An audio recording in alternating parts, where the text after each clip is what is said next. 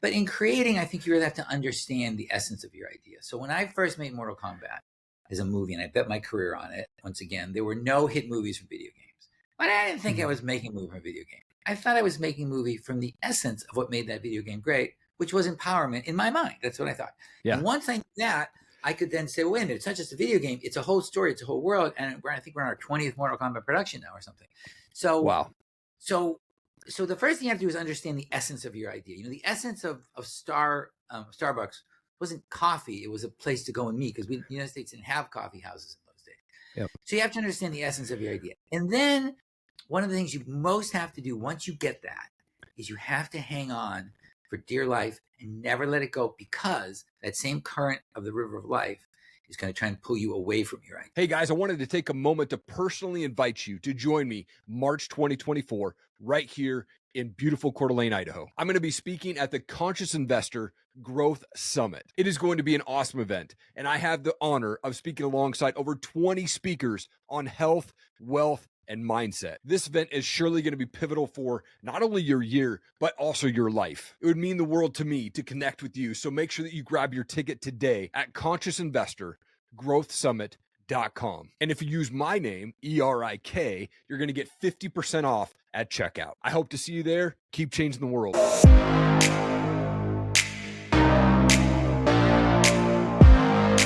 Larry, you're the chairman and CEO of Threshold Entertainment. You've been the producer or executive producer for all Mortal Kombat media, True Lies, Terminator 2, over 250 featured films like Dirty Dancing, Platoon, and so many more. Your brand new book, A Touch of the Madness: How to Be More Innovative in Work and Life by being a little crazy, is out right now. Thank you for your time, man. I appreciate it. Oh, my pleasure. Nice to be here.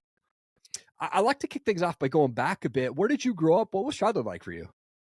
I grew up in Boston. I had a great older brother and wonderfully supportive parents who, when I announced at the age of about 10, I was going to go to LA and be a movie producer when I grew up. Oh, nice. not wealthy and there were no connections. We were incredibly supportive.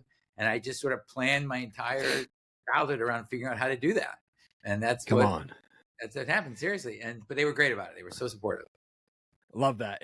And that move was probably scary for you, but like, what was that first big scary thing that you had to do that got you on the path that you're on today? Well, when I was a little kid, my father dreamed that he'd see a James Bond movie, and we walked out of the movie, and I said, James Bond, but I also, what's that guy who said, produced by, what does that guy do? And my father explained it, and that was it. And I said, I got to be a movie producer. But we had no, my parents weren't rich. We had no way of figuring out how to do this.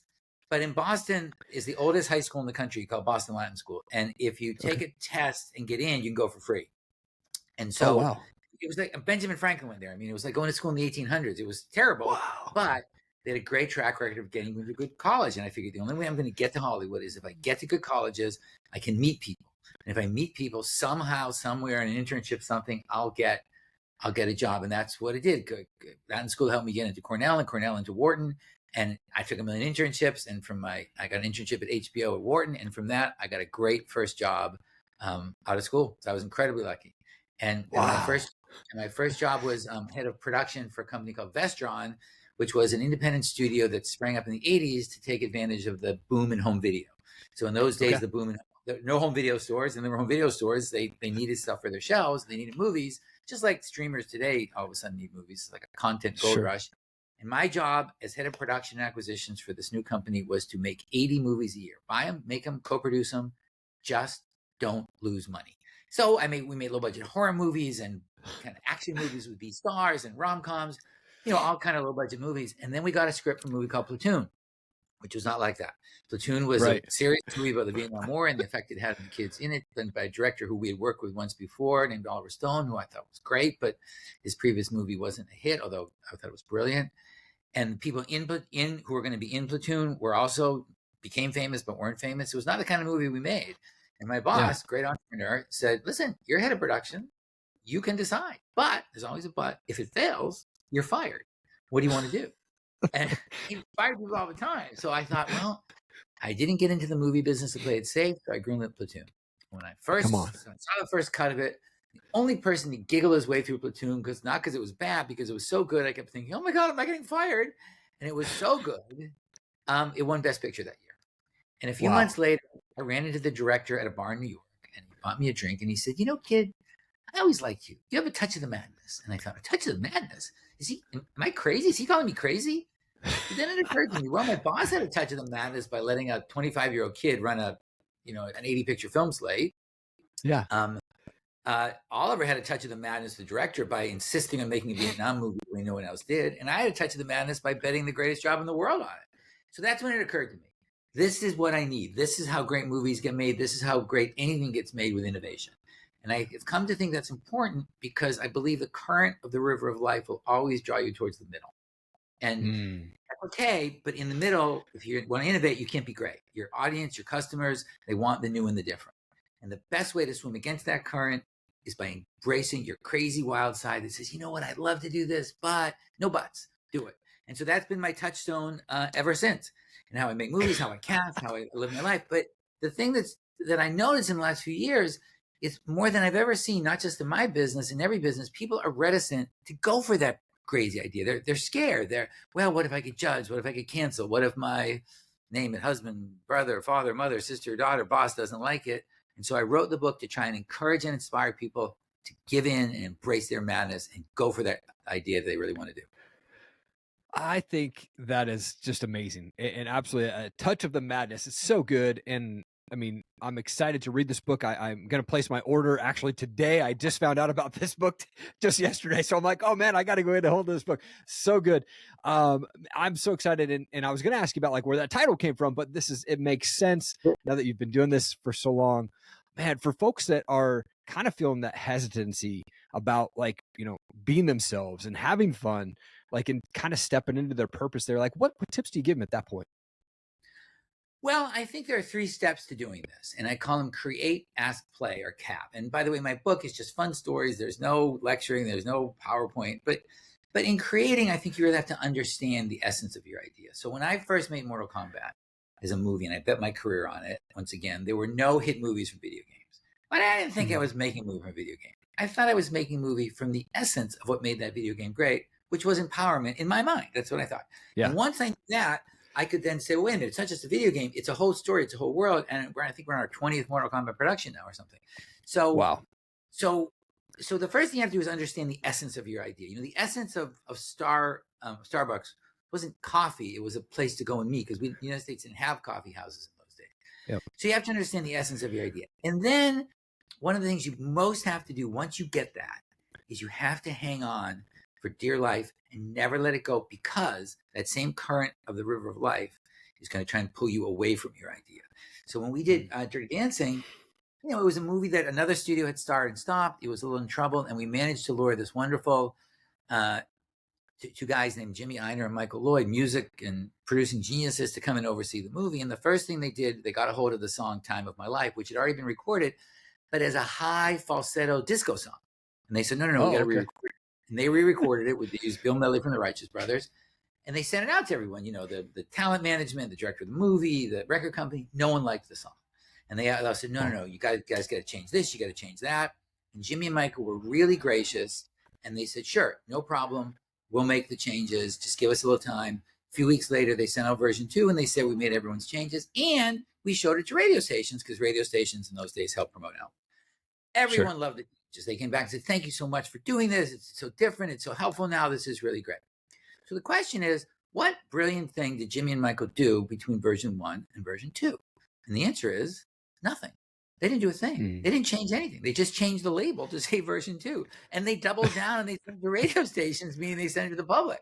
So they knew what they had. And in spite of everybody telling them, you got it, they didn't. And that song won a Grammy and an Oscar that year, because they hung on to the idea. So the first thing you got to do is that. You got to create your idea and understand it. And so, and then you got to hang on. The second thing is called ask. Ask anybody anything in pursuit of now your goal, in pursuit of making your idea reality. And this is the one that is sort of the easiest but the hardest for people. So I would ask you and your listeners, if you could call anyone in the world right now who is alive, who's a real person, and ask them something, who would you call and what would you ask? Most people kindly say that's a great question, but they don't have an answer right away because it doesn't occur to them that they can do it. But you can do it. So Mhm. during the pandemic, we made an animated movie called Bobbleheads with Universal, and we wanted Cher, the famous Cher, to be in it and use her likeness as Bobblehead Cher. But she'd Yeah. never done an animated movie. Again, everyone said there's no way. So we called and blah, blah, blah. And she did the movie and she was great. And when the movie came out, People Magazine said, Cher, you've never done an animated movie before. Why did you do this one? And she said, I've never done an animated movie before because no one ever asked me before. Mhm. So if you can, until we did. And so if you can imagine that one of the most famous women on earth is sitting there and no one asked her in your life, who might there be that you're not calling because you think, oh, they're going to say no, someone's asked them, and maybe Cher didn't, so maybe not. So I encourage people, figure out who you want to call in pursuit of your goal and call them and start small. Maybe you don't call someone as famous as Cher first, but maybe you call Uncle, Frank and ask him where he's been the last 3 years. I mean, whatever it is, it's a way to exercise that muscle. And then the third thing is play. Play, play, play, play, play. I think you have to try and live your life in a state of play because you'll be more creative, you'll be more open, you'll be more relaxed. And there's so many times we in our work lives, even in our personal lives, think, well, why didn't I do that? Why didn't I take my dog for a walk this afternoon? Why didn't I, we were in southern Thailand shooting Mortal Kombat and we needed a boat and the islands we were in did not have a boat stable enough for the cameras. And a few hours away was this great resort called the Amanpuri, and they had a yacht. And so I thought, we'll get the Amanpuri yacht. And I figured out how to do it all within our budget, and we needed the shot. But when I first got on the yacht, I thought, can I do this? Can I be on the yacht? I mean, this is my job. And then I thought, well, why can't I have fun? We got a great shot. It was all within budget. And the crew worked harder because it was so fun. And we got new ideas because everyone was so relaxed. So create as play is how you foster a touch of the madness. Oh, so good. So good. Hey, this is a quick shout out from one of our awesome sponsors. Check this out. Thank you to Tracy down at Tranquil Turtle Massage in downtown Coeur d'Alene. Look, my wife and I, we see Tracy and her team every single month for couples massage, and it is the best thing. Tracy is a master massage specialist and a Hanu Ashiatsu trainer. You need to reach out to Tracy and her team. Make sure that you tell them that I sent you, and you'll get $25 off your next massage. Also, while you're there, check out CDA Brows, Body, and Ink. Make sure to tell Tracy that I sent you, and you'll save $100 on your next tattoo, brows, and plasma tightening services. Oh, I love that. And I coach people on how to start podcasts, and I've been blessed to speak with some really, I would say fairly big entrepreneurs out there, including our good friend Greg Reed. And It was one of those things where I saw Greg in the Clubhouse app way back in the day, and I said, you know what? I bet no one has asked that guy if he would be on their podcast. And I just reached out to him, sent him a video of myself, just said, hey, Greg, I'm a newer podcaster. I'd love to talk with you about your story. And sure enough, that opened up so many relationships off that one ask, including me going down to his house twice and introducing me to so many people like yourself. And I just tell people, look, if you want someone on your podcast or if you want to do something, you just got to ask, like you said. I love that, man. People just need to find the courage to go do that.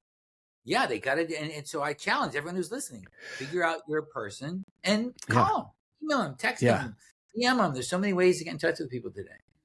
Oh, absolutely. So good. You've made so many innovations in films. And one of the things that I was reading about, you kind of you worked with the Michael Jackson's Thriller home video. You talked about home video there. How did your experience in the film industry approach, or, how did you approach your experience in the home film industry and entertainment to transfer that over to storytelling in the book? So I think with we've been fortunate in a lot of things at the nexus of technology and entertainment. And I feel strongly that technology is great if it helps you achieve a goal.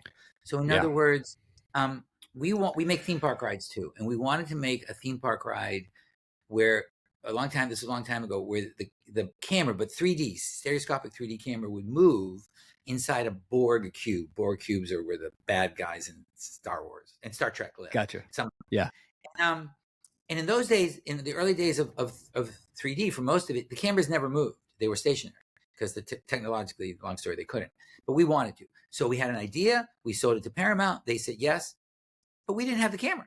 So then we thought we could invent it. And working with another company, we invented it. And then it was the first ever 3D moving or Steadicam shot. And it helped start the whole world of 3D filmmaking. But then very close to that afterwards, a studio came to see us and they said, we're starting a 3D network. So can you give us content? And we said, sure. What do you want? They said, we don't know. We said, well, what's your channel? They said, we don't know. They said, well, why are you doing this? And they said, it's the hot thing. They were gone in 6 months. That's not the reason to do it. So if you say, I have an idea, I have a story to tell in my case, I have a bakery to build in someone else's case, or whatever, I have a podcast to do in someone else's case, Yeah. and I need technology to do it, fantastic, it'll work. If you're just jumping on the bandwagon like everyone else, I don't think it works a lot. So that's how I look at it. So I've always used technology in pursuit of telling my stories. I've never thought, oh, this gizmo exists, let me think up a story around this technology. I've never done that. I've done the opposite. Is the story, is there some way I can invent how to tell it? Yeah. Man, I love that. And AI is one of those things that I think a lot of people are still kind of scared to jump into or to utilize when it comes to business and storytelling. And people I think just need to accept it, really take advantage of it. But like, what are your thoughts on AI and how are you utilizing AI in your current ventures? I give a talk called AI. There's a lot of opportunity before the machines take over. So I think for the movie business, AI is fantastic. It's always so strange. Years ago when we worked on Terminator 2, we would talk about this stuff, but in the context of fiction. And now the same conversations are had in reality. But you can't stop the onslaught of a new technology. So it's coming. So you better, you better learn how to deal with it because it's here. For the film business, it's fantastic because what AI will do for film is enable us to do things that we're already working on just faster and better and cheaper. For example, one of the huge components of it will be technology is sort of already here, but coming in a second, which will enable the computer to change the lips of any actor into the language that actor is dubbed into. So if we dub you in Spanish now, it looks bad, but the AI can make your lips say the words you're being dubbed into. So now you'll never watch one of those foreign films where you go, hard to watch. That's just going to make better storytelling. Yeah. So I think there's so many interesting things AI can do for the film business, which helps storytelling. The same way when we did morphing, it helped storytelling, or stereoscopic 3D Steadicams help storytelling, and so forth. So I'm excited as can be, and that's how we're using it. We're using it on a lot of our these international co-productions we're doing. Because we used to have a big, in international co-productions, if we do a movie in India, is the movie in Hindi dubbed in English or in English dubbed in Hindi? Now, it won't matter. Right. Man, it's so huge. And I even utilize it a lot in podcasting. The way that I'm doing editing saves me a ton of time. So I use a platform called video.ai where I actually just will take this recording that we're doing today and it will download it into a 9:16 version for YouTube shorts or whatnot. And I'll upload that full version to video.ai. And then that'll cut it into 15 up to 1 minute shorts with templates and captions and all of that on there. And I just use that as release it of shorts and reels. And then it also gives me the timestamp that I want to pull that trailer on the full version out and then go drop it in the front of my show when it's released. And man, AI has just been a game changer for me as a podcaster. I think that's fantastic. It's been fun for sure. Throughout your journey of being in the entertainment industry and working with people there, what would you say is the greatest lesson that you've learned throughout this journey so far? Well, I think there are two. One is embrace your madness, embrace that crazy idea. I mean, I'm at the point in my career now where if I pitch a movie and someone says, "Oh, that's a great idea," I get a little nervous. But if someone says, "Oh, you're crazy, it'll never work," I feel this calm, like a morning mist on the beach, as the touch of the madness envelops me. And so one is that, and two, I mean, everyone says it, but you just can't give up. You have to keep trying and trying and trying and trying and trying, no matter what. A great mark of a great champion isn't how they punch, but how you take a punch. You just got to keep getting up. Yeah. Oh, I love that. And I mean, you've got the money, you've got success, all of that. What is it that keeps you going at this point? Like, what is that drive for you right now? Oh, I'm obsessed with the movies I haven't made. It's all I think about. Okay. I mean, I love making movies. There's so much more I want to do. I actually have another book coming out soon, which we'll talk about later. But oh no, there's so many more things I want to do. I mean, I didn't get into the movie business from being a little kid because I thought of riches. I got into the movie business because I just love the idea of putting together movies, telling stories. There's so many stories I want to tell. During the pandemic, we couldn't really work, and then we had a strike. We doubled down. We've developed like 20. We have like 20 scripts we're now putting together. Wow. So no, I'm as excited, if not more, than the first day I started. Come on, I love that. Seriously. So you mentioned there briefly that you've got another book coming out. What's the new book going to be around? Well, I know we haven't announced it yet, but it's a very different book. It's a book of photography. In my life, I'm a photographer, and it all goes to It's kind of a wild subject. It's a bit of a touch of the madness, but it all goes to elephant charities. All the money goes to elephant charities. That's amazing. Oh, that's awesome. That is awesome, man. Everyone's already told me I'm crazy for that one. I'll tell you soon, and but everyone already tells me I'm crazy. But this is so much to do. Yeah, yeah. What are you most excited about right now that is coming up that you can share with the folks? So our next movie is an animated movie which we make as well, called X Factor in the Jungle. It's based on Simon Cowell's hit show The X Factor, and in the X Factor in the Jungle, jungle animals find a discarded karaoke machine, and they use it to start their own version of the show, where for the first time, jungle disputes won't be solved by violence, but they'll be solved by music. So it's a big, fun musical comedy. We're doing with Simon Cowell and a bunch of great people, and so that's the next one. So we're really excited about it. Kirk Wise is directing it. Kirk directed Beauty and the Beast. We've just got Sean Derrick, who has an Emmy for Batman, wrote it. We've just got a phenomenal group of people on the movie. I love that. Oh, that's awesome. That's awesome. Well, I love to finish the show off with a fun question. Like, I'm a big music guy. Like, what type of music do you like to listen to? Is there a certain band that's your favorite band? I listen to a ton of different eclectic music, and I'm always looking for new things that I can put in movies. I'm going to think, well, what's a new sound I can do? And I'm always calling our music supervisor, Michael Lloyd, and saying, what can we do here that's different? What can we do here? We're doing a movie that takes place on the Silk Road, the old trade route between China and Istanbul, and 1,500 years ago. And we actually found there's some sheet music they found from the year, I think, 500 or 700 AD. Wow.